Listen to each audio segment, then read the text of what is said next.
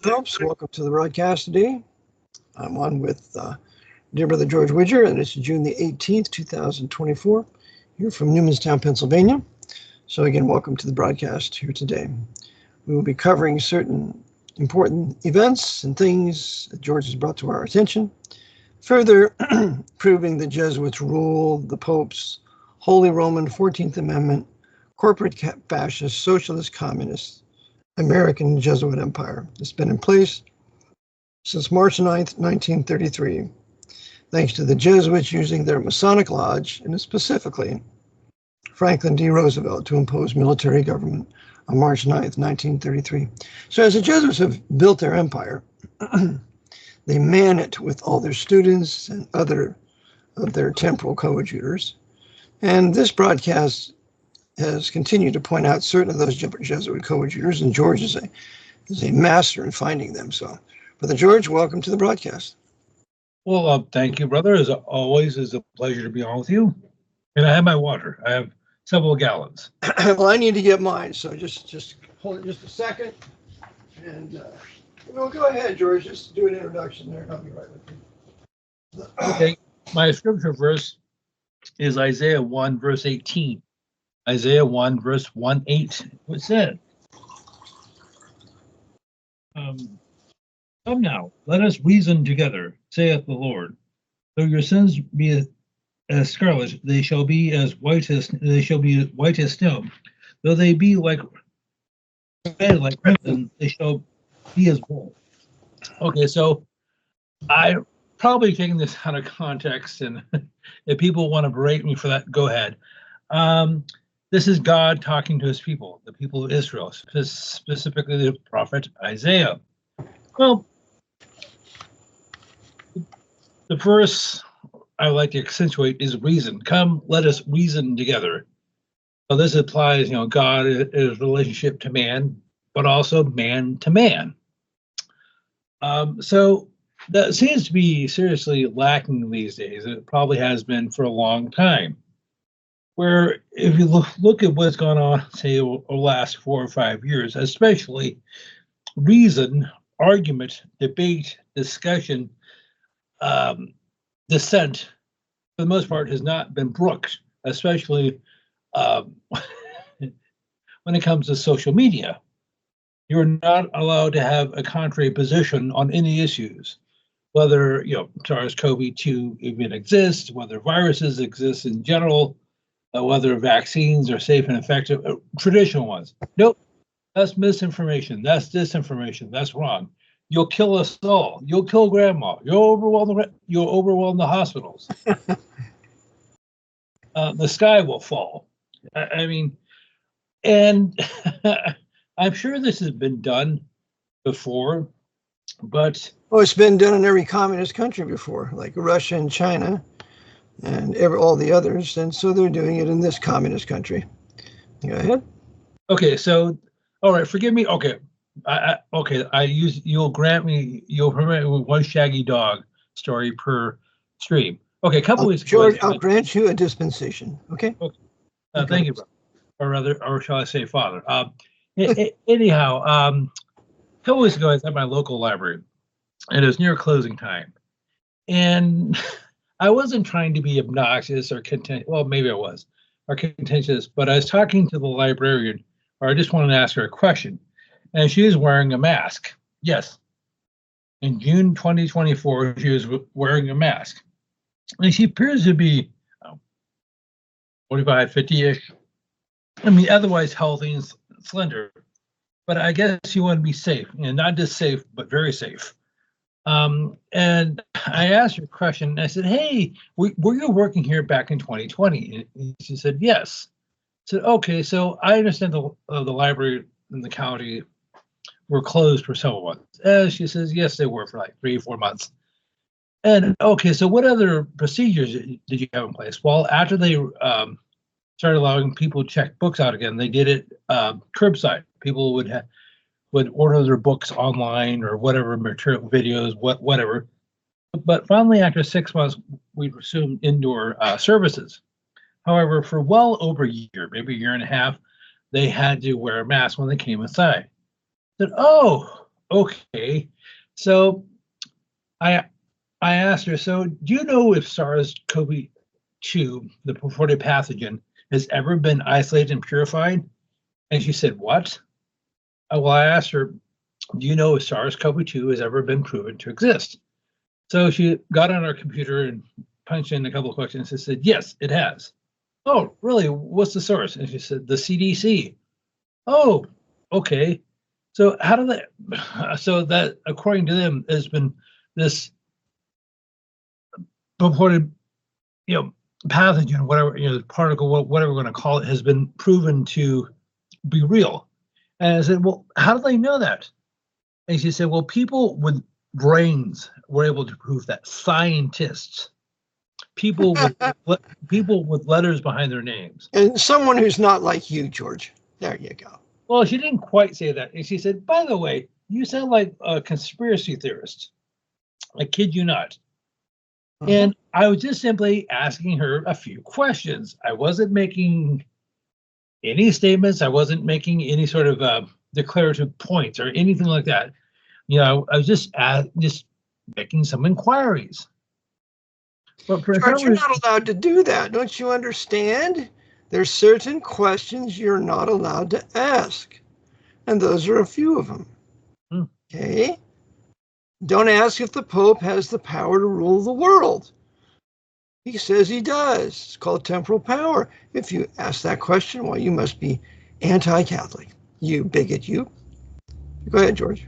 Well, I got online a few years ago. I tried not, I got into a debate / discussion a few years ago, regarding whether COVID is real and all that. And somebody responded and said, oh, you probably think the earth is flat.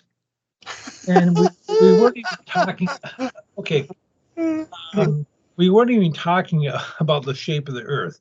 And by the way, the next statement is, you probably thought somebody shot Kennedy other than Oswald. Yeah. Well, and then the next one, you probably think we never been to the moon. So, yeah. Okay, so, in terms of the context of this discussion, my views on the shape of the earth is completely immaterial. It doesn't matter if I think it's a rectangle or triangle. That has absolutely nothing to do with what we're talking about. So, that brings up, you're talking about let us reason together. So, basically, the idea of reason and discussion today is basically shut up and do what I tell you. That's right, dude. Shut your mouth. Be good, boy. Basically, it's just like, and so one of the, there's, brings up the whole discussion of logical fallacies. These are mistakes people make in their argumentation. And by the way, argument is not a negative term. It is simply presenting your evidence. You're making a supposition, and you provide evidence, and you defend it with facts, with logic, with reason. Now, people may disagree with you, so they'll counter with their evidence. Then you had to weigh them out. It's called being, an adult. Well, God deliver us from reason, logic, and common sense. We can't have those things. Okay. So, by the way, we have to have dictatorial proclamations, and you will abide by the canon law and the doctrines of the Church of the Empire. And if you don't, you're a heretic, and we'll treat you as such. Okay, so basically, they used to call this critical thinking. Now they call it being a conspiracy theorist. It's just basically, if you question the official narrative regarding anything, any event, is that, oh, boy, how come you're not wearing your tinfoil hat? Oh, next thing, you probably listened to that Eric John Phelps guy. But anyhow, well, God forbid that you should do that. That racist, sexist, and that bigot. Who would ever listen to him? Okay, so, yeah, well, that reminds me. This is not a Shaggy Dog. This actually, somebody emailed me this years ago. Back in 2009, when Eric Holder became Attorney General, he sent out a memo to, I guess, the Office of Homeland Security. I'm sure you've probably read this before, but he had 10 signs of a potential domestic terrorist for the United States. and I don't have it memorized, but I'll just share a few. He said, those who believe in the Second Amendment are potential terrorists. Those who believe in traditional sex roles, like, the wife should stay home and raise the children. Those who question the official narrative about any event such as 9/11. Those who believe in six-day literal creation. Those who think that English should be the official language of the United States. Those who think that we should have a limited, small, and decentralized government. Those who those are called Protestant and Baptist Calvinists. Okay, so those who think that we should have a secure border, if I didn't say that already. Also, those who actually have an affinity for Western culture and civilization. And they also want to say those who want to be white and have a white culture, a white Protestant Bible reading culture. God forbid. Okay, so all those. So I guess you should be getting a knock on your door any time now. Well, with my status, they don't do that to me. So. Okay, if not you, definitely your listeners. So, well, it is funny. As I said, they used to call conspiracy theorists critical thinkers. They used to call domestic terrorists Americans. That's right. That's exactly right. And anybody who wants to have logical deduction, they used to call that freedom of conscience. And the men of the past that did those things solved all sorts of crime because they were able to think like, who is that special investigator in Britain, George? Always would be he would find out he was a fictional character. Are you talking about Sherlock Holmes? Yes, he's the one. And Sherlock Holmes said, once you eliminate all these other facts, then whatever remains has got to be the truth. So that's a result of reading the Bible, learning critical thinking, and having the courage enough to declare what you've discovered. That's all a result of white Anglo-Saxon, Protestant, Western civilization reading the Reformation King James Bible. Mm-hmm. Well, the creator of that, Sir Arthur Ignatius Conan Doyle, went to, was it Stonyhurst, I believe, and he was a high-level Freemason. And he was trained by Jesuits at Stonyhurst. That's right. Yes. Mm-hmm. So again, here's the connection between the Jesuits and the Masonic Lodge.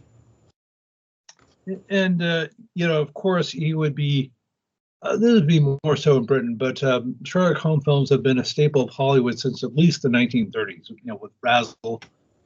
Was it Razzle Rathbone or Yeah. Rathbone, that's right. Rathbone. Of course, Hollywood is the Jesuit theater and has certain powerful Jesuits controlling it, like Daniel Lord, among others. But go ahead, George. And of course, I'm not sure how many actors have portrayed Sherlock Holmes, but in addition to Rathbone, who is actually South African, you had Jeremy Britt, Tom Baker, more recently Robert Downey Jr., who has a Jewish mother but Irish Catholic father. See, well, that's always a nice combination. The Jesuits like that because they become very effective servants for the propaganda of the Jesuit order. And you mentioned Eric Holder. Well, here's a mulatto, Eric Holder, who generally hates white people. And as I said before, the mulattoes hate the white people much more than the blacks. So that's why the Jesuits want to mulattoize this country. In fact, I was just down to Staples, and they're hanging up a new poster down there. And it's about this mulatto young kid. He's got these freckles on his face. And so they not only have black Shaquille O'Neal, but they got this mulatto picture everywhere. So they love the Africanization and mulattoization of the country, and that's exactly what Dabney warned against in his defense of Virginia and the Souths. But Eric Holder is a classic example. Another classic example is Barry Davis Obama. He's another mulatto that hates white people, and yet they are perfect slaves for the Pope's white power structure. And of course, I mentioned this before, but just as a quick reminder regarding Eric Holder, he'd received the Stein Prize from Fordham University. Now, usually they give that out to Jewish people, but I thought I gave. So they gave the Stein Prize, the Jesuits from Fordham gave Eric Holder the Stein Prize. Okay, named after Louis Stein, who was a professor there. I see. Well, George, who rules? Do the Jesuits rule, or do the Jews rule the Jesuits? Because you got these Jews in Fordham. Maybe the Jews rule the Jesuits. You think that's a possibility, George? Well, I suppose. I mean, I mentioned this to you earlier. Thank you for bringing it up. I wasn't going to. Well, actually, I need to mention Fordham in passing. So Louis Stein, I guess, was a professor there. He was also a lawyer and a judge and a whole bunch of other things. So they decided to come up with a prize. They handed this out to various people who served the empire well, like the late Ruth Bader Ginsburg, Stephen Breyer, Helen Kagan, who's it? The other Jewish lady who's on the Supreme Court. See, they're doing that to make it look like the Jews rule. Yep. In fact, I just viewed today Chris Pinto's new release called American Jesuits.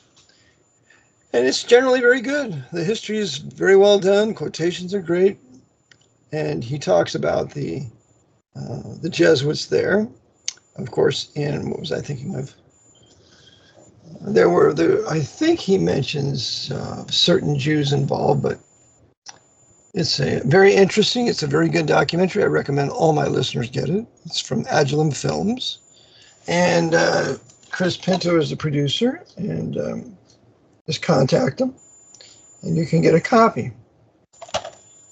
I don't believe he finished it, though. There's another edition that he needs to add to it to complete the picture, but it's generally very good. So. Okay, so just to mention. I brought that up because he mentions Fordham. Yeah. Oh, okay. Well, just to. Fordham. He mentions Fordham and the CIA. Okay. But he didn't mention the connection of Fordham and the CIA through William J. Casey. And I have a picture of Casey with the Jesuits of Fordham while he was the director of the CIA. So that would have been a good picture he could have put into his presentation. But he did mention the Jesuits of Fordham and the CIA. Well, speaking of Fordham, one graduate from there was Max Youngstein, so his dates were the 21st of March, 1913, died on July the 8th, 1997. So he was 84 years old when he died. As I said, he got his undergrad degree from Fordham. He got his law degree from Brooklyn Law. So you'd have to assume the Jesuits run that school. That's just speculation on my part. And I don't have receipts. I can go look into that. So why do I bring up Mr. Youngstein? Well, in 1957, he founded United Artists Music, Records, and Film. See, that's critical.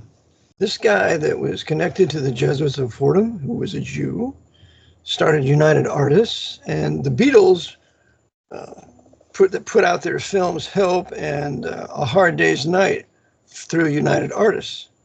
So that shows the Jesuit connection to the Beatles and that frenzy that unfortunately I was a part of years ago.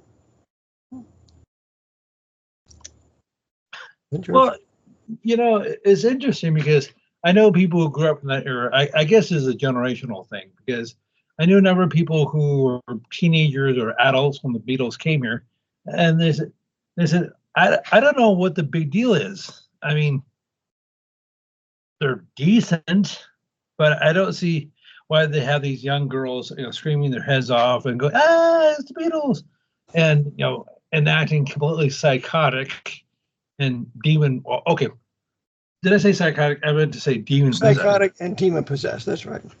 Demon possession is everywhere today, and most Christian people are totally unaware of it. But go ahead. Okay, so I realized how much of that was real and how much of that was coaxed without drugs. Were they just simply, were these young ladies told, hey, when the Beatles get off the plane or they get on the stage or whatever, we want you to scream at the top of your lungs. Yep. Yeah, well, that was part of the church worship. See, it's a church, George, and the Beatles are preaching. They're preaching a doctrine, sex worship and worship of the female, and a lot of it. But it's part of a church worship. We have to realize it's a church.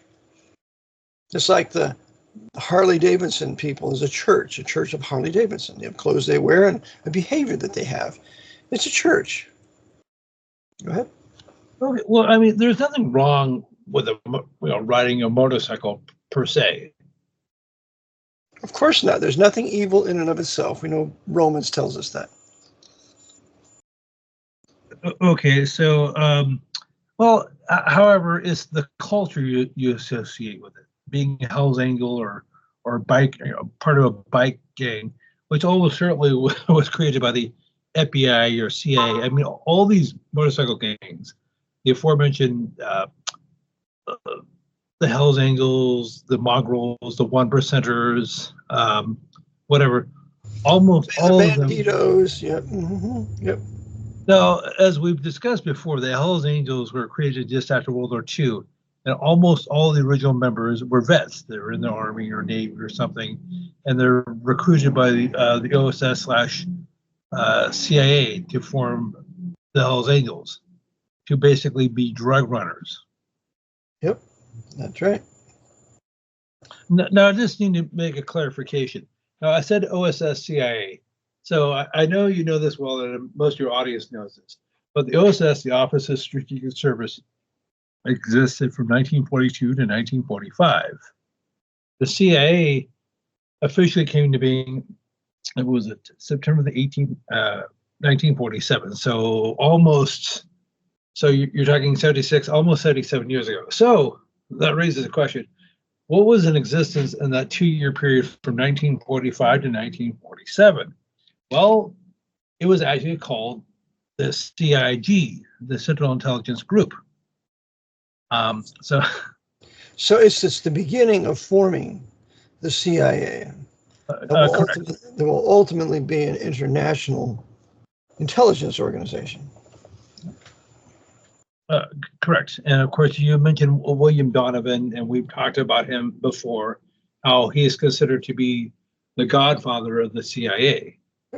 Irish Catholic, and he was also a Jesuit, according to one particular source that Chris Pinto points out in his recent release, American Jesuits.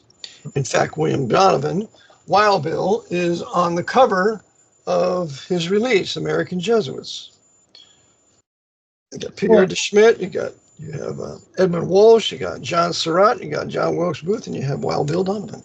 So, very important man.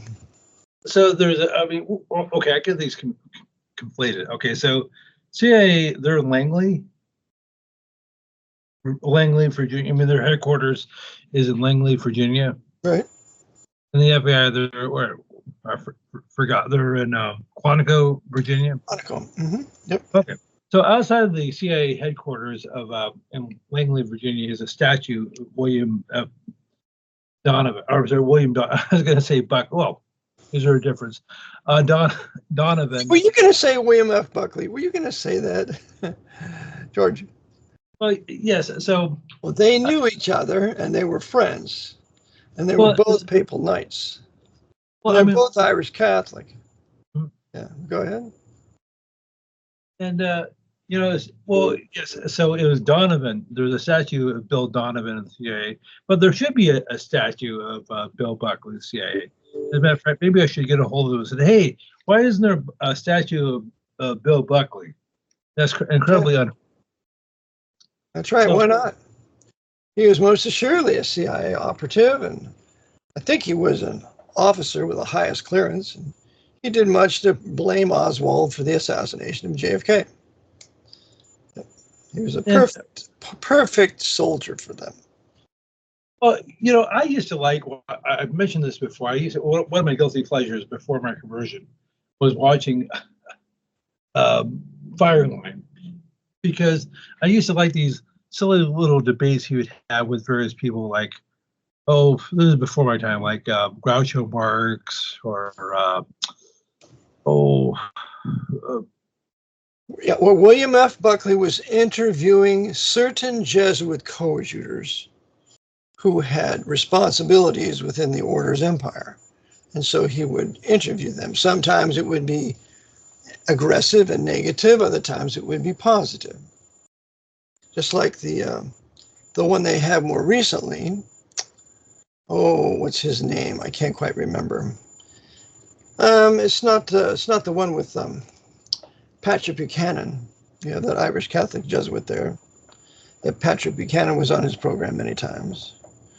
Oh, what's his name? was he in politics? No, he had been a Jesuit priest, and then he resigned his priesthood, and then McLaughlin. Are you? I'm sorry. John McLaughlin, he had his McLaughlin group, and Patrick Buchanan was on there regularly. He's a Jesuit, and he would interview certain people, pro and con, just like William F. Buckley did, just like the other guy that, I can see his face perfectly, but he would have these interviews with various different people. And he was also a Jesuit coadjutor. It'll come to me. Go ahead. Well, I think you can watch Firing Line if you're interested. And by the way, I would recommend it because it's very informative, because they let you know what was going on in the world back then, the 60s or 70s or whatever that took place, and what their plans were in the future. He had on, Zbigniew Brzezinski, who most people had never. Okay, well, it's a good day. Well, most people would be happy if they can just spell his name correctly, myself included. Or even say it. Yeah. Charlie, what's his name? Charlie. He had that interview, that program. Charlie, what's his last name? Rose? Charlie Rose. Charlie Rose was a Jesuit coadjutor. And he would interview men like the mulatto Cornel West, that arrogant, cocky, condescending mulatto Cornel West. But Cornel West has been a servant of the order for years. That's why he's still at Princeton. But, okay. Well, speaking of Jesuits, actual collared Jesuits, do you know who Mitch Pacwa is, SJ? No. Okay. So I'm vaguely familiar with him because I've seen him in debates and things like that. He was used to be on the John Engelberg show with Walter Martin.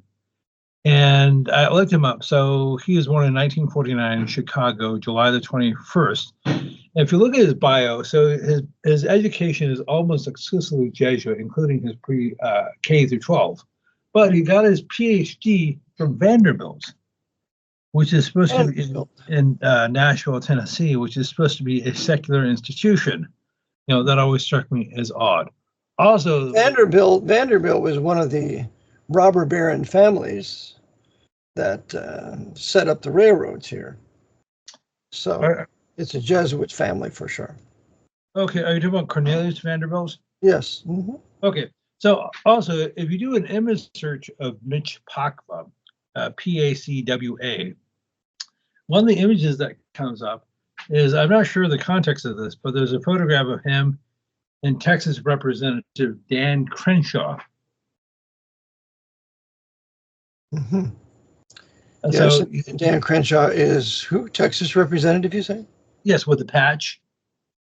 Mm. He was supposed to. The official story goes is that he was a Navy SEAL who the SEAL. Mm-hmm. Okay. He was supposed to have been wounded in Iraq, and so that was how he basically. So he basically is Audie Murphy, Alvin York, and John McCain all rolled into one. God deliver us from John McCain. Yeah, at least York and Murphy were genuine men of bravery, but McCain, not so. Okay, so the story is, he lost his eye in combat, so that's why he wears a patch. Whether that's true, I have no way of verifying that.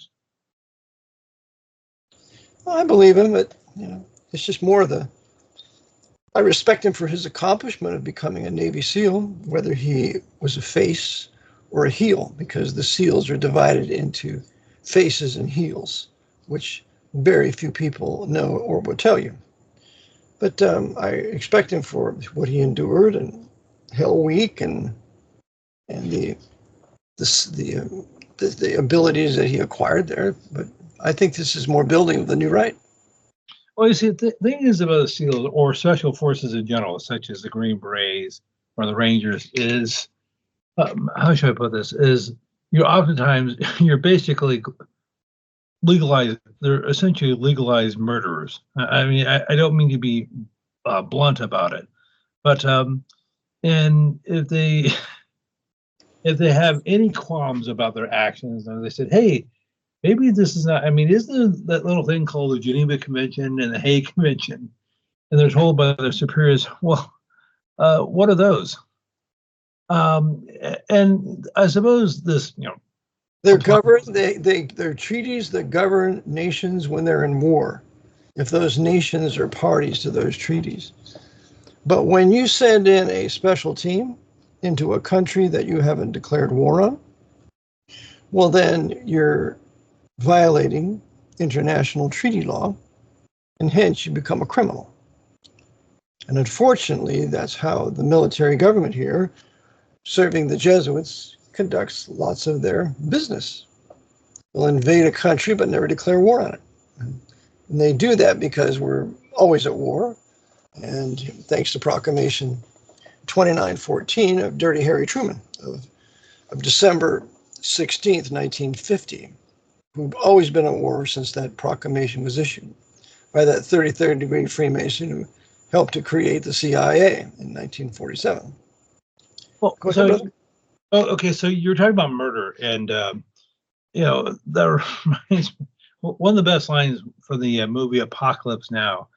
Have you seen that with Martin Sheen? I think I did years ago. Oh, okay, so it's basically it's Jesuit Martin Sheen. Then I have a picture of Martin Sheen over here at the Jesuit novitiate. He was here years ago posing with a couple of Jesuits there. And Martin Sheen, the Jesuit. So go ahead. Okay, so it's basically an adaptation of Joseph Conrad's Heart of Darkness, which I've not read yet. So you said you have seen the film Apocalypse Now? Right. Okay, so to refresh your memory, and for the audience who haven't seen it, Martin Sheen plays this army officer who is a captain, and he's given a secret mission to go into Cambodia, which he's technically speaking not supposed to do because the United States had not invaded Cambodia. So this is like 1967, 68. And he's supposed to kill a rogue colonel played by Marlon Brando, Colonel Kurtz. Another Jesuit coadjutor. Mm-hmm. Oh, okay. So Catholic Jesuit coadjutor. Okay, go ahead. Okay, so in the film, Kurtz was a top-ranking officer with a brilliant career. He graduated top of his class, West Point. He graduated first in his class in Green Berets. So he could have been a general, but inexplicably he went off the reservation, so to speak, and decided to fight his own personal war. He wanted to win. So I know it's a little bit hokey. So well, that's not healthy for American officers if they want to win a war, because I know of an individual that killed 18 American officers during Vietnam. And he was Special Operations Group, and that's what they do. So any American officers that are listening to this, just know that if you don't do what your commanders tell you to do, even though it's obviously treason to your men and you want to win, you're going to be killed for it. There will be an assassin sent out to kill you from some Okay, group. So as I said, this film was Jesuitical. About 10,000% Jesuitical, because in addition to having it was in addition to starring Martin Sheen and Marlon Brando, it was directed by not Martin Scorsese. Oh, might as well have been Martin Scorsese. Francis Ford Coppola. That's Roman Catholic. Yeah, go ahead. Well, I get all my papal puppets confused. Francis Ford Coppola, but who was probably best known for the Godfather series. Right. So Kurt, he's going over Martin Sheen's character is going over the colonel's profile, and he said, "Whoa, gee, wow, he sounds like a great officer. I would love to have served under him, but my job is to kill him because, well, he's a murderer."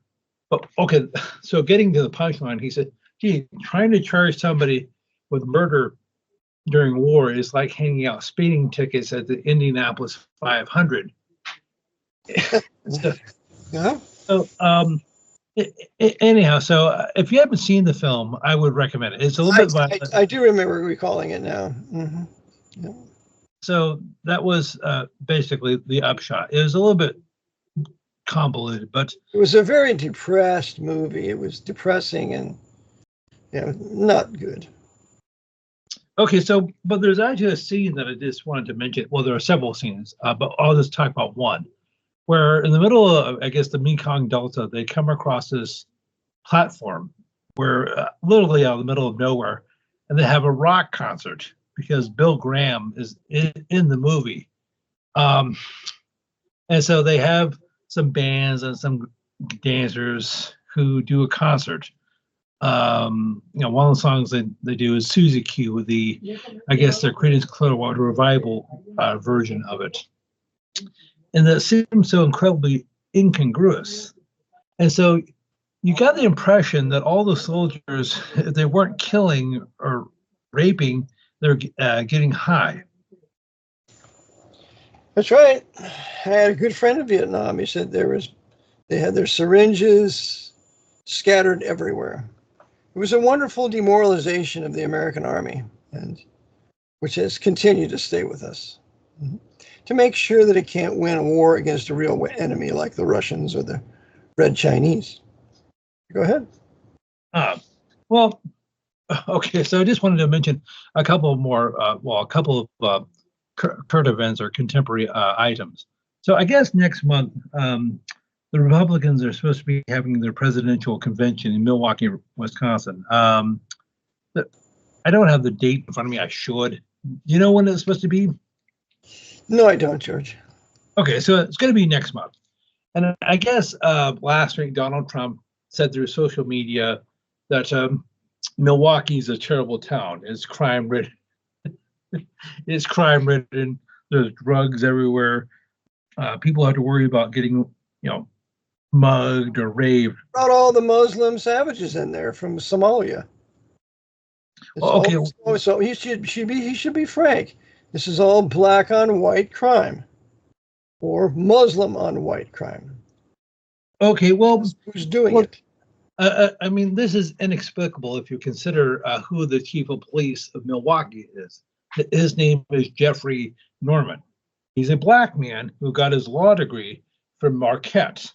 Oh, so here's a black man trained by the Jesuits of Marquette to do what he's told. And so he will facilitate more crime to justify the rising of the new right. So I'm sure he's being a good boy, doing what they've trained him to do. Just like, are you saying just like Daniel Outlaw in Philadelphia, Pennsylvania? Exactly. So do I need to remind the listeners who she is? Please tell them again. Please, George. Well, she's a black woman who's originally from Oakland, California. She was born in 1975. She went to high school at Holy Names High School in Oakland, and then got her law degree in criminal justice from University of San Francisco. The Jesuits, okay. Yes. So, but before coming to here's these blacks that the Jesuits are educating to put in places of power to afflict the whites. That's what they're doing.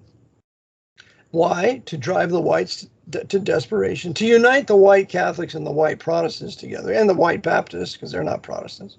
We're going to unite the white Catholics, the white Protestants, and the white Baptists together into a political movement. But to do that, we have to drive them to desperation. So we'll have all this anti-white, hateful racism on the part of these blacks in government and on part of the majority black savages committing crimes against white people every day. And might as well put some Jews in there so we can help them with the persecution so they can be blamed also. But it's all to facilitate the rise of the new right, and you have to drive these white people to desperation. So well, that's what they're doing. And so, you can look at almost any major city in the U.S. or medium-sized city. And so we talked about Philadelphia. So Danielle Outlaw, as I said, after she graduated from the University of San Francisco, she was hired by the Oakland, California Police Department, where she worked for 20 years. Then she was hired by the... Oakland is a black city. Yes. With lots of alien Hispanic invaders there, too. So I was born there. My paternal grandparents lived there on Foothill Boulevard in a corner there. And so I know what it's like. I know what Oakland is like. It was a violent town then, and now it's awful. So all the white people moved out of Oakland because of the black savagery at that time. Well, and of course, after she left Oakland, she was hired as chief of police in Portland, Oregon, which has been a historically white town. Liberal. Sure. So I have blacks ruling over whites, which is another sin. So then they brought Danielle to the Philly Police Department back in February of 2020. And she was not there for a full year.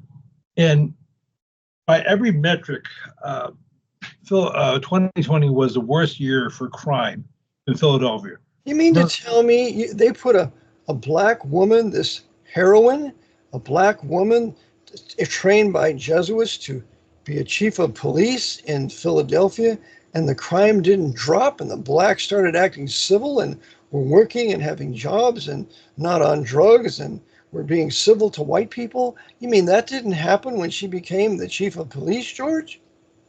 Why not?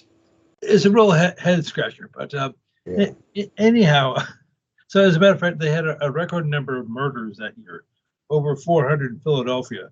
They don't call it Philadelphia for nothing. Or the other joke is, well, maybe they should call it the city of brotherly hate. And you'll experience that whenever you go through the Philadelphia airport, because the Philadelphia airport is nearly entirely black. Very few white people work there. That's why I refuse to go through there, because I've generally become a victim of black on white racism every time I go through there. So the last time I was through, I experienced that.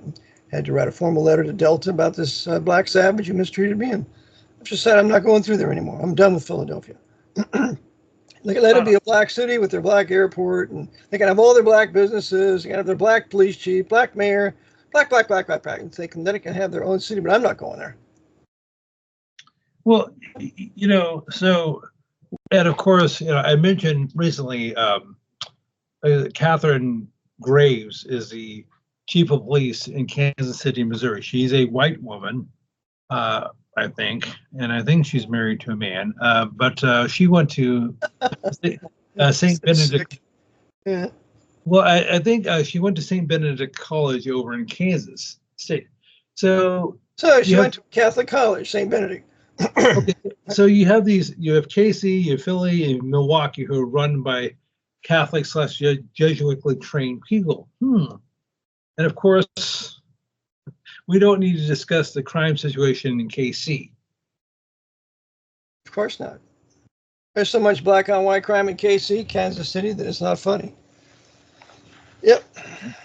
And I have a video of these savage blacks on a school bus beating up the white children. Yep, out of Kansas City. Well, they're just getting... White children fight back. They're racist and prejudiced and bigots. So that's what they do in Kansas City. The Catholic city of Kansas City that has a Jesuit university there that gives out the sword of Ignatius Loyola as a prize. So the Jesuits are delighted. They have all this black on white crime, black supremacy, black domination, black everywhere for their purpose of destroying a historic white Protestant nation. Well, so we mentioned specifically cities, but what about counties? Now, for those living in the United States, we have 50 states and several other jurisdictions like District of Columbia, Puerto Rico, and so forth, like 7 or 8 besides the 50 states. But most states are divided into counties. Now, I'm talking to people living outside the U.S., and we have something like over 3,000 counties. Now, in Louisiana, they call them parishes, but it's basically the same thing. So forgive me for being a little pedantic here. And No, you're being very clear, George. That's good. okay, so over the weekend, I guess in Oakland County, Michigan, which is just outside of Detroit, there was a shooting. Something like 9 people were shot, and I don't want to go into the They were all details. black. They were all black, and the shooters were all black. Mm-hmm. Okay, That's what's not reported, because we might have to draw some conclusions, like it's all these blacks committing crimes with all these guns, and it's not white people committing these crimes. Okay, so who runs Oakland County, Michigan? Well, I decided to take a look. So I went onto the Sheriff's Department's police page, and it has bios of all their senior staff people, the sheriff and the deputy sheriff and so forth. And the sheriff of Oakland County is Michael Bouchard, Bouchard. I guess he's of French descent. And according to his webpage, he's a member of the Fraternal Order of Police. Goody. So he's a Masonic policeman. Ah. Well, I've never heard of one of those before. Well, anyhow, so looking more into Well, the remember, government, it's a fraternity.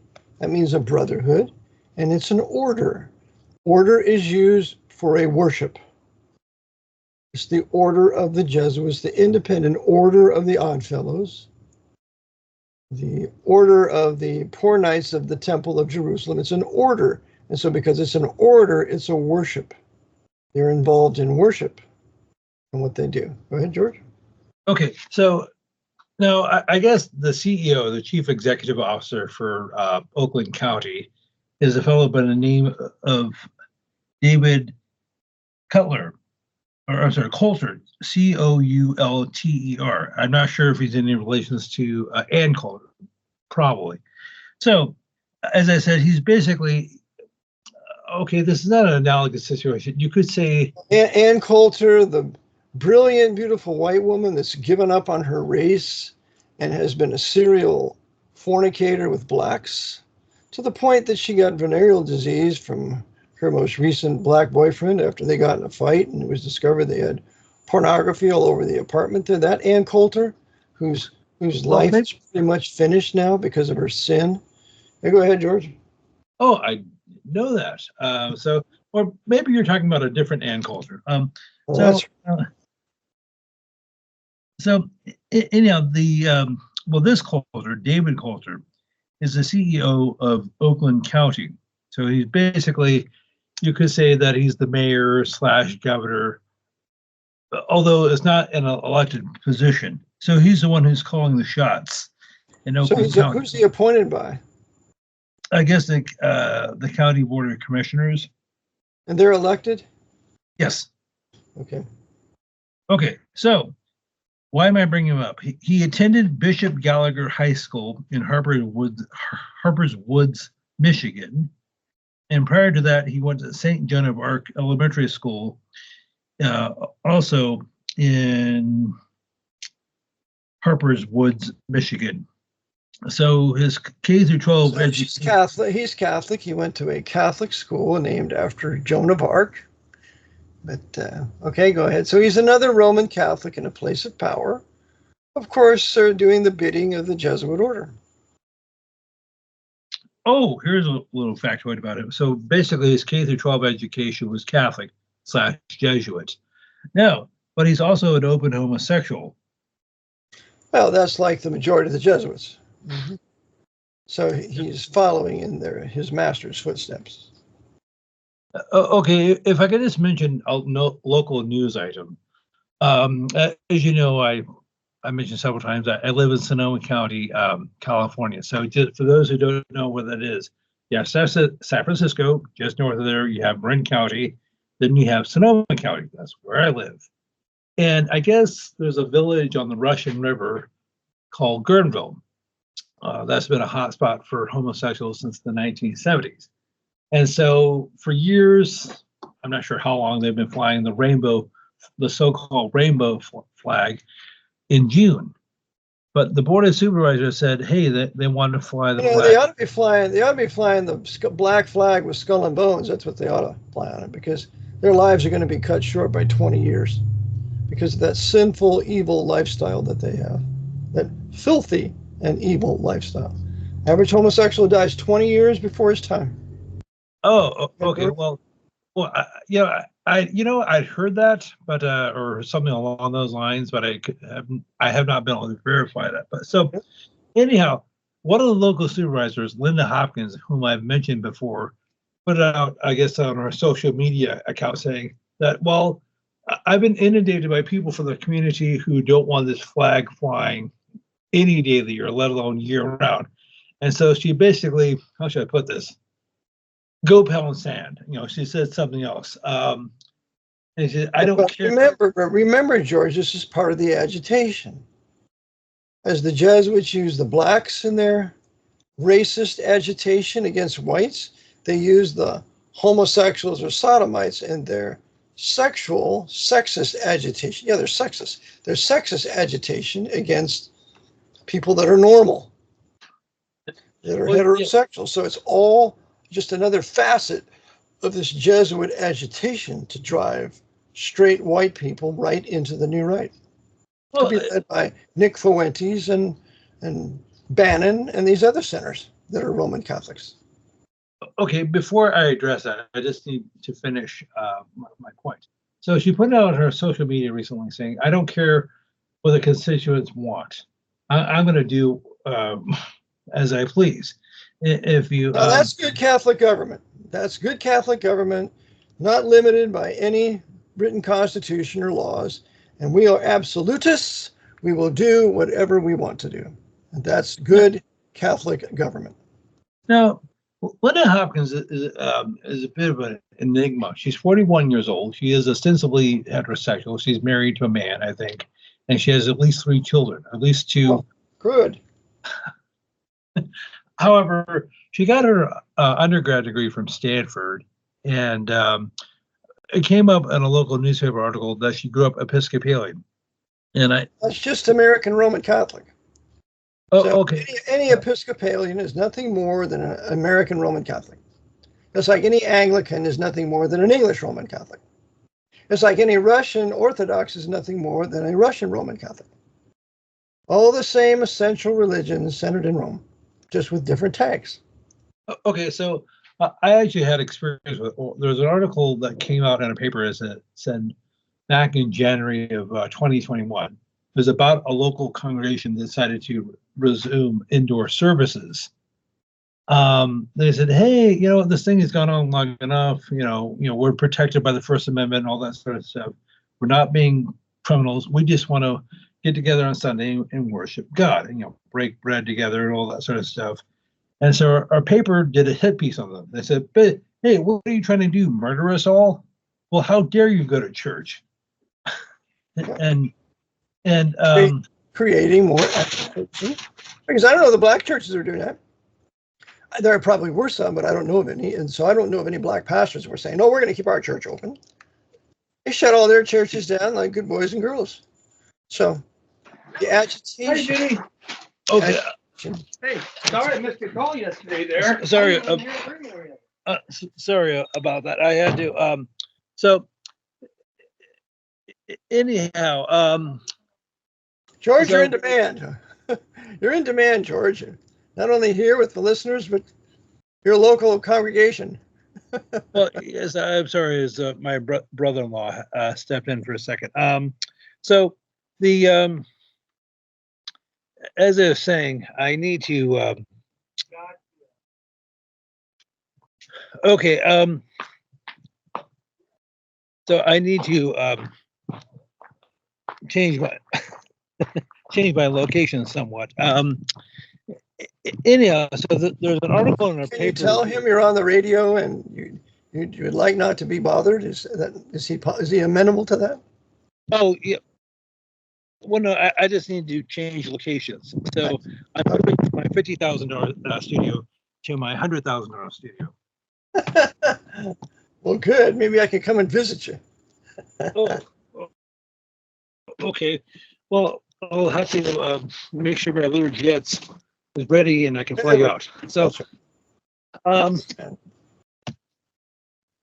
if I'm sure Jimmy Swaggart or Kenneth Copeland would loan his jets to us. We can do that, George. Oh, sure. I'll just get a hold of Ken and I'll see what I can work out. Um, as I said, there was an article in a local paper back in January 2021 about this church, and as well as several other churches in the area that decided to resume indoor services. And there, and so these reporters weren't being reporters; they're just basically being punks, for want of a better expression. They said, well, how dare they have indoor services? Don't they know we're in the middle of the pandemic, and don't they know they're going to flood the hospitals and kill grandma? And the pastor was saying, hey, you know what? We tried doing outdoor services, but during all these fires and things like that, we thought we were better off, just going inside. So they were, fined by the permit department. And so there's a quote, they quoted Linda Hopkins. And they're all 501c3 churches, George. Yes. They're creations of the state. They won't do that to mine because I'm 508c1a and they have no jurisdiction here. So go ahead. Okay. So, well, thank you. And so fortunately, the Supreme Court made a ruling about a month or so later saying that the closure of indoor services was unconstitutional. It only took them a year or so to figure that out. But anyhow, so Linda Hopkins, they quoted her in the article. She said, "Well, gee, I grew up Episcopalian, and the Jesus, of my Bible said we're supposed to love one another. So that means we're supposed to, if the government tells us to shut down, we need to shut down. If the government tells us to wear a mask, what a twisted perversion of the scripture. Okay, if the government tells us to wear a mask, get a mask. So the government tells us to get a shot, or a dozen shots, or whatever. Yep. And the utter servants of the emergency government. We always have to say, George, it's the emergency war powers military government in place since March 9th, 1933. That is the government. The civilian government that has limitations on it was ousted, quote unquote, in the words of William Berkheimer in his great work, Military Government and Martial Law, written in 1914. And the government is temporarily ousted during this time of temporary national banking emergency and state of war. And we've been in this temporary emergency for 91 years, during which time the military government has been in place. And they can do anything it wants to the enemy belligerents living in the states deemed occupied territories under the doctrine of necessity. So mandating masks was done out of the doctrine of necessity during a state of war. That's how they did it. And no enemy belligerent has the right to refuse. Okay, so whether it's wearing a mask or shutting your business down or being allowed to operate at 50% capacity or whatever, the government has carte blanche to do whatever it wants. That's right. It's a time of war under the doctrine of necessity. Okay. So I mentioned this before, but something I wanted to bring up is, I brought this up 2-3 years ago. Do you remember talking about Operation Sea Spray? I think so. Okay, so to refresh your memory and for the audience, this took place back in September 1950, between the weeks of the 20th and the 27th. So it ended on, I guess, the establishment of the Jesuits. So under this project, the entire city of San Francisco was doused with chemicals. They don't know exactly what it was, but they're dropped from planes. Well, what year was this, George? 1950. So you're talking almost 73, almost 74 years ago. 2 years after the creation of the CIA, 5 years after the end of World War II. Okay. So we're going to do this. Okay, however, yeah, okay. Okay, so, but this was not a one-off. According to the Senate select hearings of the 1970s, the select hearing committee in the 1970s, more commonly known as the church hearings. Between 1949 and 1969, this took place over something like 240 times throughout the U.S. Cities were inundated with these chemicals. And yeah, because all the U.S. citizens since March 9th, 1933, when the average American man or woman were clothed with a legal fiction, that's an artificial person called an individual or a person, they now took on the appearance or the legal status of being an enemy during a time of war, when the District of Columbia, with its commander-in-chief, is waging war on the enemies or persons living in states deemed occupied territories. So this is why they had every right to do it. They were just waging war on the enemy belligerents by spraying them. Okay. Evil, yes. Legal, evil, yes. But unlawful, no. It was absolutely legal. Well, or that reminds me of the quote by Kissinger. He says something along the lines of, well, the illegal stuff we could do now. The unconstitutional stuff, that'll take a little bit longer. Good court Jew of the Pope. Yeah. He is, if he weren't into, I was just thinking, if he weren't into diplomacy, he would have made a great comedian. And I'm being serious when I say. Yeah, good old Kissinger. The Cypriots call him Killinger because he was effective in bringing the Turks in to kill several tens of thousands of the Orthodox Cypriots. Mm-hmm. But that's okay. They're just heretics. Sick the Turks on them and let them kill them. Like they're going to sick the Turks on us. But go ahead. Well, speaking of comedians, I guess last Friday, the 14th, the Pope, Francis, had an audience with several prominent U.S. comedians. Stephen Colbert, Chris Rock, Whoopi Goldberg, and Conan O'Brien, among others. So 2 Irish Catholics and 2 blacks. Yes. You gotta have it equal now. If you got a white, you gotta have a black. So he's holding to the doctrine of universal equality, and so he has his blacks there, and those Whoopi Goldberg, a leftist, socialist, communist, atheist wench, and Chris Rock, who, although brilliant, is very profane. But he did say something I agree with. He said, I like black people, and I can't stand niggers. That's what Chris Rock is famous for saying as a black man. Go ahead. Okay, so, he was a little bit funny 20, 25 years ago. I've never found Stephen Colbert humorous. Me neither. Or same thing with Whoopi Goldberg. I thought that your raison d'etre as a comedian is to amuse people, get them to say, hey, I didn't realize that, or look at the incongruities or the fallacies of certain situations. But most comedians just aren't funny. I don't mean to sound mean or uncharitable, but that's just my observation. It's just like, it seems as if that the less talent you have, the more successful you'll be. Yep. I remember Bill Cosby when he was very popular, and he was not profane. He didn't have a filthy mouth. His skits that he ran were hilarious. My parents used to go see him when he played in Reno, and my mother used to buy his records. And Bill Cosby he wasn't profane, but he was funny, and also with Jonathan Winters. Jonathan Winters, he was hilarious, but he wasn't profane.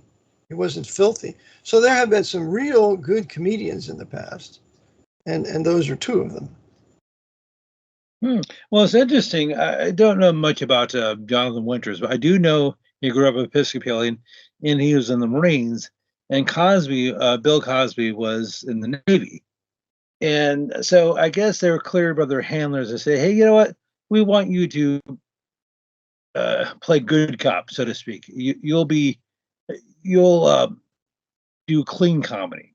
Right. While Yeah. we're busy subverting the country, while we're busy waging a wicked war in Vietnam, a papal crusade, we will occupy the people with comedy. I'll also say Bob Hope, for the generally, even though he was a tremendous evil man and Jesuit Coadjutor, his comedies were not profane. And so we'll have him educate or entertain the truth. So entertainment brings people into amusement, so they're not going to think what's going on about them to their own detriment. It's a wonderful tool of the order. Okay, so they oftentimes will attack us. They, the Jesuits, through their bread and circuses, will attack us with pillows or feathers, because the 30 minutes you're watching that comedy, or the hour for the drama, or 3 hours for that sport event, is time you could be doing something else. You could be praying, reading the Bible, studying real history, or preaching the gospel, or learning a valuable skill like how to can fruit, things, or how to plant a garden, how literally plant a garden. Something you can do, something productive, something useful. Yes. No, The Bible calls it redeeming the time. Okay, go ahead. Okay, so maybe a show I mentioned before that was popular back in the 50s and 60s was Gunsmoke, and it wasn't intrinsically evil. You have the main protagonist, Matt Dillon, played by James Arness. He seemed like a decent, moral man, who kept law and order in Dodge City. However, if you think about it, he did it by his own accord. He determined what was right or wrong, or good or bad. Whether he was going to shoot the bad guy or literally say, get out of Dodge. So, I was just mentioning The Jesuits teaching a benevolent absolutism. Still absolutism, though. Okay. So, that is how things work. So one of the, I mentioned this before, but one of the major pieces of social engineering on their part was television in the United States, then the rest of the world, getting people glued to that little box. Now, it's not so much of an issue now because of the competition is the so-called smart devices, your phone, your tablet, whatever. But they've got us addicted to, and I would say as I'm talking about most people addicted to these devices, these little squares, or these little rectangles, or whatever, because they dictate our reality to us. They tell us that COVID is real. They tell us that we went to the moon. They tell us that Lee Harvey Oswald shot Jack Kennedy, or fill in the blank. Yeah. Now, we mentioned Walter Cronkite before, but how did we find out about him? Well, he was on that little box. Yeah. So, and we'll make sure that we pick through the libraries and get rid of the books that would tell the truth, so that all people will ever see is Wikipedia or Wikipedia. Go ahead. Well, and of course, I mentioned this earlier. So if you question the official narrative of any event, 9/11, the moon landing, whatever, you're labeled a conspiracy theorist. Well, what do you mean the government's not telling the truth? How dare you? You're being disrespectful to all those people who died. And here's something else too, George. We haven't thought about this, but any author, particularly the authors that expose the papacy, when they call the Catholic institution a conspiracy, that further undermines the Protestant Reformation, because all your reformers, for the most part, consider the papacy a chase for the souls of men, as Luther says, that it was a conspiracy against all nations. And some of the very greatest works, and there are many of them, they call the papacy a conspiracy against the people of the nations to submit them to the Pope. So any author that writes about a conspiracy, you can just out of hand reject his works. And that's exactly what the Jesuits want. Conspiracy theorists don't read his stuff. You don't want to know what he has to say, even though he can prove it all. That further protects the order's conspiracy to bring the world into the dark ages. If you think, okay, so Something I've said before, probably my greatest asset is I have a high threshold for boredom. And my greatest liability is I have a high threshold for boredom. And the unfortunate side is I assume the audience, their threshold is similar to mine. Well, I also like to study the English language. I like to know what words mean. I like to study their derivation, their etymology, that sort of stuff. Another man who did that was Malcolm X. When he was in prison for 6 or 7 years, he read the entire English dictionary, which really enabled him to be so eloquent when he would speak. He was a worker. But go ahead. Okay, well, I'm not saying intellectually I'm the same league as Malcolm. However, what I would like to say is, so let's just talk about conspiracy theory. What does that actually mean? Well, what does the word conspiracy mean? In Latin, it literally means to breathe together. Spirit. Theory is an explication of something. So a conspiracy theory is basically an alternative view to an official event. May not necessarily be correct, but it's just like, so, something happens. It will be correct if the official theory is incorrect, which it is generally. Go ahead.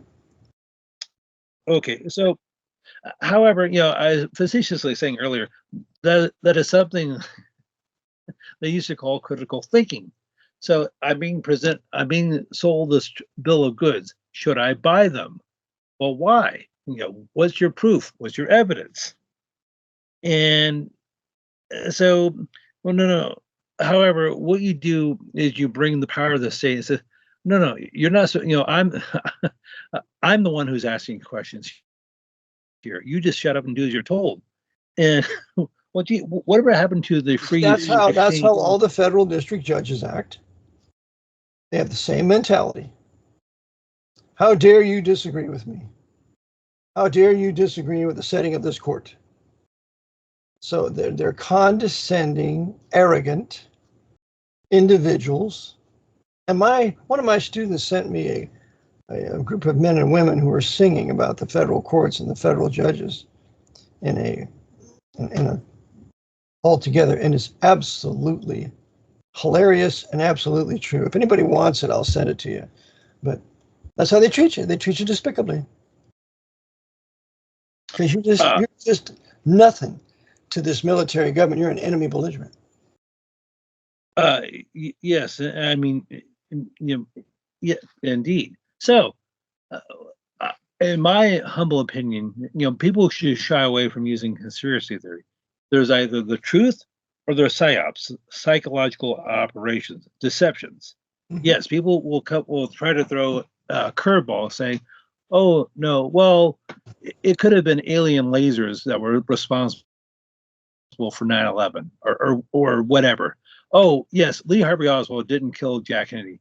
It was the mafia, and or they'll say yes, the mafia was involved, but there are several other entities as well. Of course, but you have to study. You have to find facts, and that takes work. And this generation is lazy. It doesn't want to think for itself, because that means you have to work. Yep. And you have to have courage enough to come to another conclusion if you think the facts that you've discovered merit propagation. No, they don't want that. Go ahead. Okay, so we've been going for almost 1:15. So do you want to go for about an hour and a half or so? Yeah, let's go for an hour and a half, George.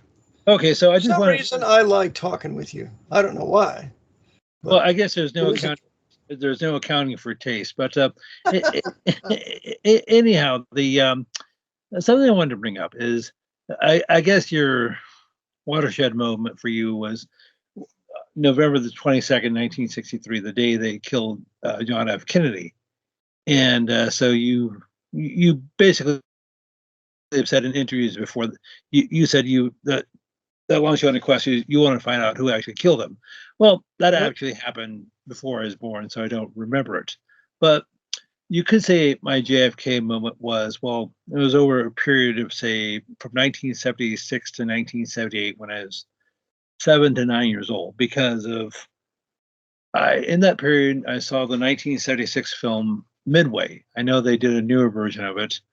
1977, I saw the movie Torah for the first time on television, and in that era, I saw that old cheesy TV show Black Sheep Squadron with Robert Conrad. So I became obsessed with World War II, specifically the Pacific Theater and Pearl Harbor and all that sort of stuff. As a matter of fact, where they would send primarily Protestants into the Pacific Theater to kill them. Okay, so I know this may sound cheesy, but Southern Protestants, Southern Baptists and Southern Protestants. We sent most of those men to the Pacific Theater. That's right. Okay, so I guess this was a 1970s thing, but yes, I did have baseball cards like most other children, but I also had Pearl Harbor cards. I had Beetle cards. Okay, so on a baseball card, you'll get statistics about the player, about how many home runs he hit and batting average and all that sort of stuff. Well, on these Pearl Harbor cards, you get different things like details on the USS Arizona, its compliments, how many guns it had, Hickam Field, the Zero, and Husband Kimball, who was the Army commander at. No, he was a naval commander. Oh, I beg your pardon. He was a naval. It was Walter Short who was that's right. At Schofield. That's right.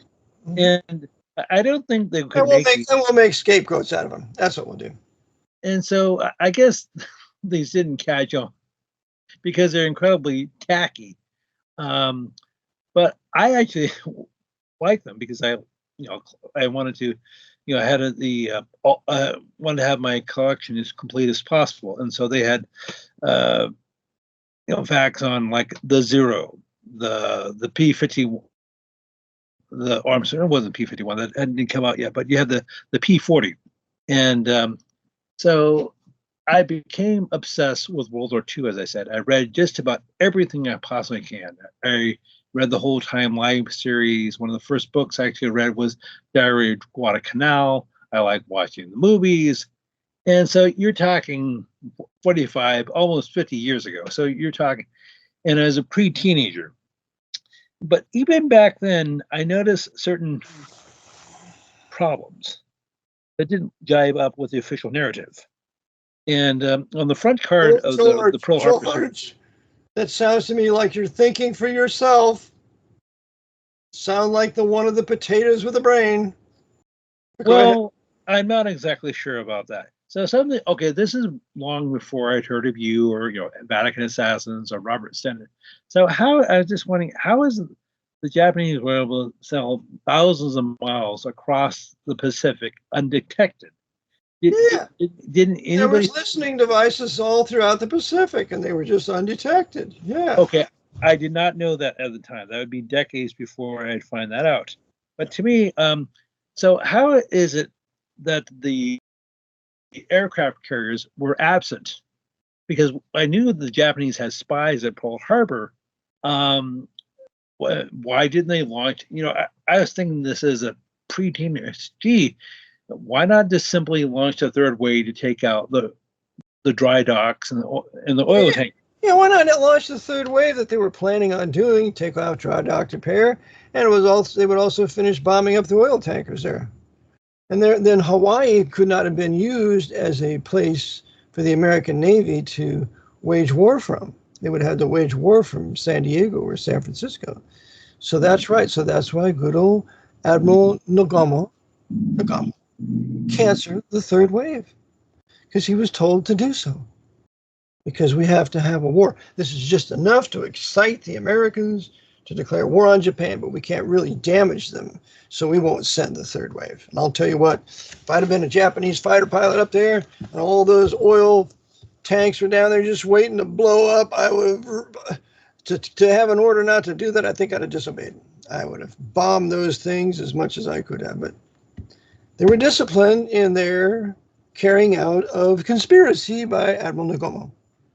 Well, of course, any pilots who did that might accidentally have a little accident. Yeah.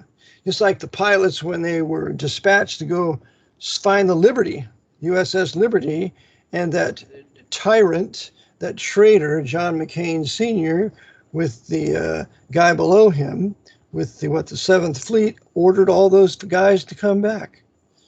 Now, I have to say that I believe that if I was a fighter pilot in the Navy and I'd have been ordered to return, I would say, I didn't get your message here, and I'd have found the Liberty. They were all ordered back so that the Liberty could hopefully sink, so that Israel could not be blamed, and we could blame Egypt and have a war and destroy the mosque and the Temple Mount for the benefit of the Pope. Go ahead. Okay, so you're talking about things, little quests, things that sort of get in your craw. So I've been it gets in your craw because your friends died. Your friends were murdered. And unfortunately, it didn't include you. But you got a moral obligation to speak on behalf of those murdered friends, to tell what was really done. Go ahead, George. Okay, so as I said, I wasn't a conspiracy theorist, or that term was around, but I just wasn't aware of that back then. But I've had a hard time accepting the official narrative on most stories growing up, going back to the 1970s. And something I had a hard time figuring out as a teenager is why, United States, hated Fidel Castro and the communists and all that sort of stuff. But why was he allowed to stay in power for over half a century? Why is the most powerful nation in the world intimidated by a little tin-horn Jesuit, Fidel Castro, the serial adulterer, not to remove him from power? Oh, the CIA tried to poison him with Marina. That's nonsense. They put him there. They want him there. And so that's where he spent his life, serving the Pope and aiding in the Pope's drug trade. But go ahead. Okay, so why was the United States allowed to have a Navy base, Guantanamo, there for 65 years, however long it's been? Well, it was there before Castro. Now, I found this out. Guantanamo was there when the Russians allegedly put in their nuclear weapons, their nuclear missiles.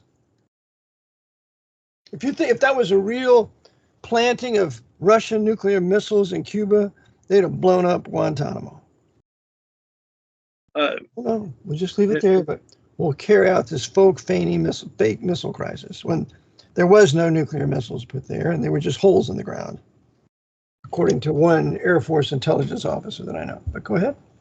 Oh, okay. So, that reminds me. So, I've brought my dad up before several times, and people are probably a little bit tired of hearing that. He was career Air Force, 1950 to 52. He got out as an E6 tech sergeant, I believe. That's a tech sergeant. E6 is tech sergeant. Mm-hmm. So he was a high school dropout, not because of lack of intelligence, but he just wanted to get out of Canton, Illinois.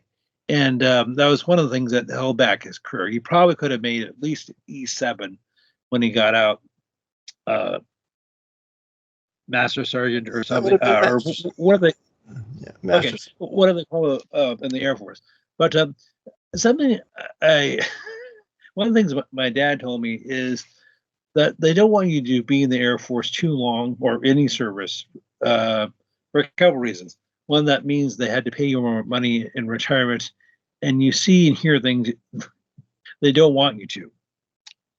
And I wish I would have asked him to elaborate on that. Yeah. So could you speculate as to what he could have meant by that?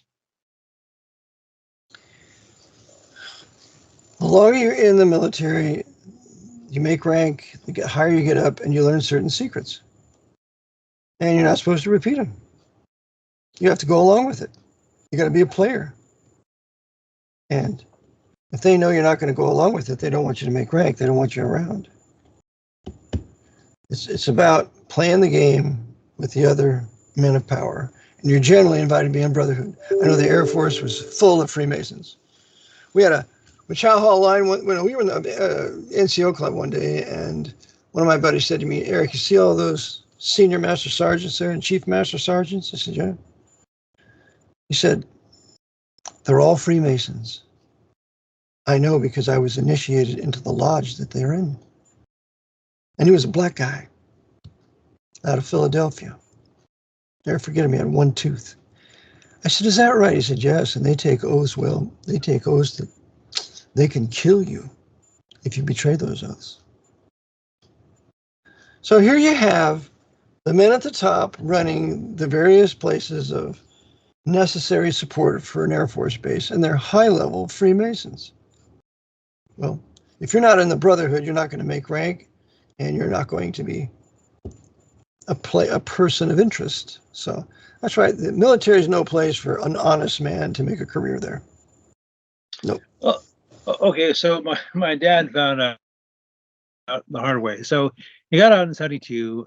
He did a couple of things. He's a Greyhound bus driver for a while.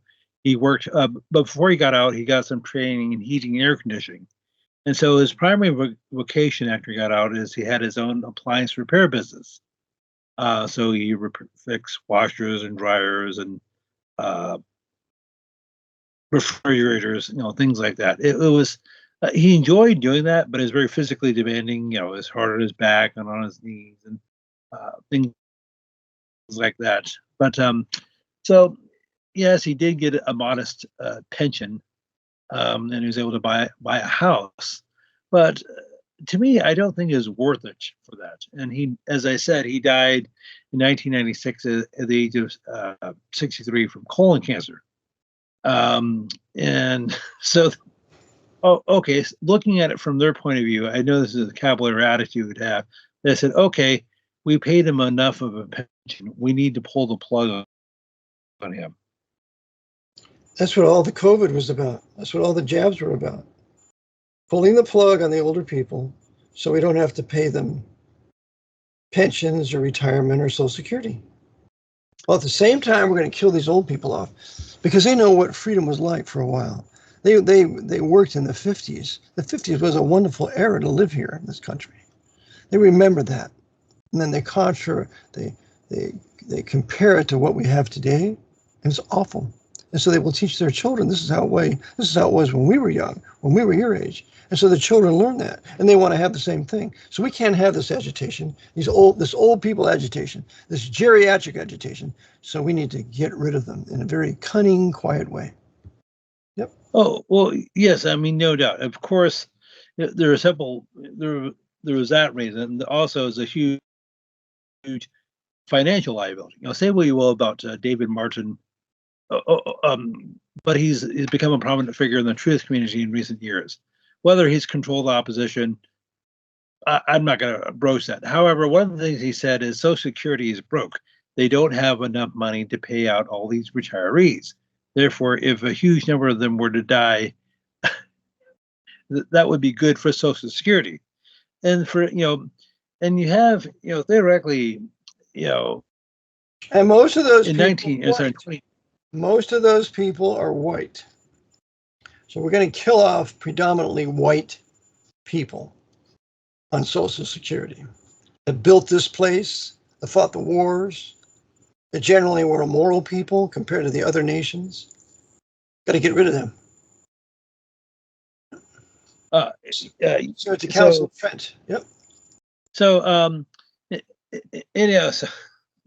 so we got to get going, George. We're going on an hour and a half. So why don't you sum things up and we'll go. Okay, so God willing, we'll do this again next week, next Tuesday, which is basically our normal time. I guess it would be PM on Tuesday. So if people have any questions, comments, concerns, critiques, they can email me at GeorgeWidger, GeorWidger1969 @gmail.com. I'm sorry, GeorGewidger1969 @gmail.com. If people have any questions, comments, concerns, critiques, if there's a topic they'd like me to cover or go over again, please let me know, and I'll do the best I can to respond to you in a timely manner. Okay. Well, Brother George, thanks so much for being with us today. Brother Eric John Phillips, 24/7 World Radio, on this podcast with Brother George. I trust you enjoyed it. You may please pray for us 2 minutes a day, lifting up holy hands without wrath and doubting. praying for us that the Lord would give us good broadcasts for your edification. And I also do recommend you get Chris Pinto's new release, The American Jesuits. There's wonderful information there, but he needs to come up with a volume 2 to finish up. And you can get it from Adullam Films, so please get it. He worked hard to produce that, and he has some wonderful quotations in there, and it will accentuate your comprehension of the power of the Jesuit order, especially their history, as he covers mostly. Also, please spend time in the AV 1611 Reformation English Bible in its present edition of 1769, as that's been God's book for the last over 200 years. And of course, God has called all men everywhere to repent, to believe the gospel, that Christ died for your sins, was buried and rose again. 1 Corinthians 15, 1-4, and that whosoever believeth on him should not perish, but have everlasting life. And if you don't believe on him, you are perishing, and you will not have everlasting life in heaven. You will have everlasting life in the lake of fire, and you don't want that. So it's my prayer that all of those of you who are listening have your sins forgiven, you've been saved, you've been placed in the body of Christ, sealed to the day of redemption, of course, have your sins forgiven the moment you believe that gospel, and his blood cleanses you from all sin. Okay, and lastly, you can send a donation to RBT, P.O. Box 306, Newmanstown, Pennsylvania 17073, or if you want to give through Cash App. By the way, I thank you, Brother John, for sending that gift a couple weeks ago. You can send it to Eric, E-R-I-C, John, J-O-N, Phelps, P-H-E-L-P-S. That's my Cash App account. Any donation would be greatly appreciated. And if you don't have Cash App, you can send it to PayPal at R like Robert, B like boy, P like Paul, B like boy, donate at Comcast.net. That's rbpb donate at Comcast.net. And appreciate all your financial support as well as your prayers. And I trust your prayers are coming from someone who has a clean life, and your sins are confessed, and you're right with God and having power with God, that he would answer your prayers. I not only need your prayers, but I need the Lord to answer your prayers for us. And that demands personal purity. So, in conclusion, may the Lord bless you as you do his will according to his word. The AV 1611 Reformation English Bible. Until next time, Maranatha.